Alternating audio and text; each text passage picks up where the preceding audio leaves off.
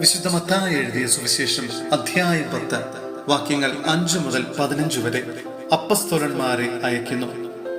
ഈ 12 പേരെയും യേശു ഇപ്രകാരം ചുമതലപ്പെടുത്തി അയച്ചു: നിങ്ങൾ വിജാതിയരുടെ അടുത്തേക്ക് പോകരുത്, സമരിയാക്കാരുടെ പട്ടണത്തിൽ പ്രവേശിക്കുകയും അരുത്.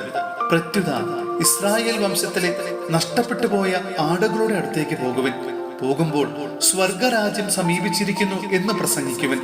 രോഗികളെ സുഖപ്പെടുത്തുകയും മരിച്ചവരെ ഉയർപ്പിക്കുകയും കുഷ്ഠരോഗികളെ ശുദ്ധരാക്കുകയും പിശാചുക്കളെ ബഹിഷ്കരിക്കുകയും ചെയ്യുവിൻ. ദാനമായി നിങ്ങൾക്ക് കിട്ടി, ദാനമായി തന്നെ കൊടുക്കുവിൻ. നിങ്ങളുടെ അരപ്പട്ടയിൽ സ്വർണമോ വെള്ളിയോ ചെമ്പോ കരുതി വയ്ക്കരുത്. യാത്രയ്ക്ക് സഞ്ചിയോ 2 ഉടുപ്പുകളോ ചെരുപ്പോ വടിയോ കൊണ്ടു പോകരുത്. വേല ചെയ്യുന്നവൻ ആഹാരത്തിന് അർഹനാണ്. നിങ്ങൾ ഏതെങ്കിലും പട്ടണത്തിലോ ഗ്രാമത്തിലോ പ്രവേശിക്കുമ്പോൾ അവിടെ യോഗ്യതയുള്ളവൻ ആരെന്ന് അന്വേഷിക്കുകയും അവിടം വിടുന്നതുവരെ അവനോടുകൂടെ താമസിക്കുകയും ചെയ്യുവിൻ. നിങ്ങൾ ആ ഭവനത്തിൽ പ്രവേശിക്കുമ്പോൾ അതിന് സമാധാനം ആശംസിക്കണം. ആ ഭവനം അർഹതയുള്ളതാണെങ്കിൽ നിങ്ങളുടെ സമാധാനം അതിൽ വസിക്കട്ടെ.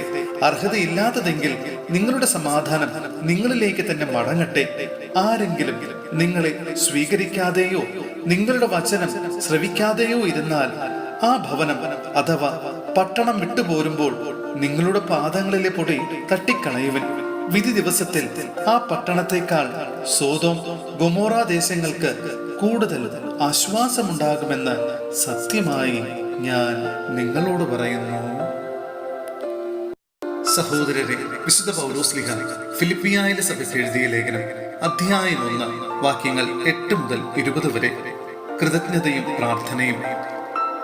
യേശുക്രിസ്തുവിന്റെ വാത്സല്യത്തോടെ നിങ്ങളെല്ലാവരെയും കാണാൻ ഞാൻ എത്രമാത്രം ആഗ്രഹിക്കുന്നുവെന്നതിനെ ദൈവം തന്നെ സാക്ഷി.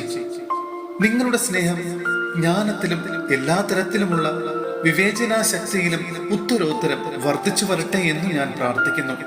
അങ്ങനെ ഉത്തമമായവ തെരഞ്ഞെടുക്കാൻ നിങ്ങൾക്ക് കഴിയും. ദൈവത്തിന്റെ മഹത്വത്തിനും സ്തുതിക്കും വേണ്ടി യേശുക്രിസ്തുവിലൂടെ ലഭിക്കുന്ന നീതിയുടെ ഫലങ്ങൾ കൊണ്ട് നിറഞ്ഞ് നിങ്ങൾ ക്രിസ്തുവിന്റെ ദിനത്തിലേക്ക് നിഷ്കളങ്കരും നിർദോഷരുമായി ഭവിക്കട്ടെ. എനിക്ക് ജീവിതം ക്രിസ്തു. സഹോദരരെ, എനിക്ക് സംഭവിച്ചതെല്ലാം സുവിശേഷത്തിന്റെ പുരോഗതിക്ക് കാരണമായെന്ന് നിങ്ങൾ അറിയാൻ ഞാൻ ആഗ്രഹിക്കുന്നു. കാരണം ഞാൻ ക്രിസ്തുവിന് വേണ്ടിയാണ് ബന്ധനസ്ഥനായതെന്ന് പ്രത്തോറിയം മുഴുവനിലും ശേഷം എല്ലാവർക്കും സുവിദിതമാണ്. മിക്ക സഹോദരർക്കും എന്റെ ബന്ധന നിമിത്തം കർത്താവിൽ ആത്മധൈര്യം ലഭിച്ചതുകൊണ്ട് ഭയം കൂടാതെ ദൈവവചനം പ്രസംഗിക്കാൻ അവർ കൂടുതൽ സന്നദ്ധരായിരിക്കുന്നു.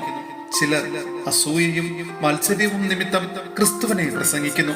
മറ്റു ചിലർ സന്മനസ്സോടെ തന്നെ പ്രസംഗിക്കുന്നു. ഇവർ സ്നേഹത്തിന്റെ പേരിലാണ് അങ്ങനെ ചെയ്യുന്നത്. കാരണം സുവിശേഷത്തിന്റെ സംരക്ഷണത്തിന് ഞാൻ നിയുക്തനാണെന്ന് അവർക്കറിയാം.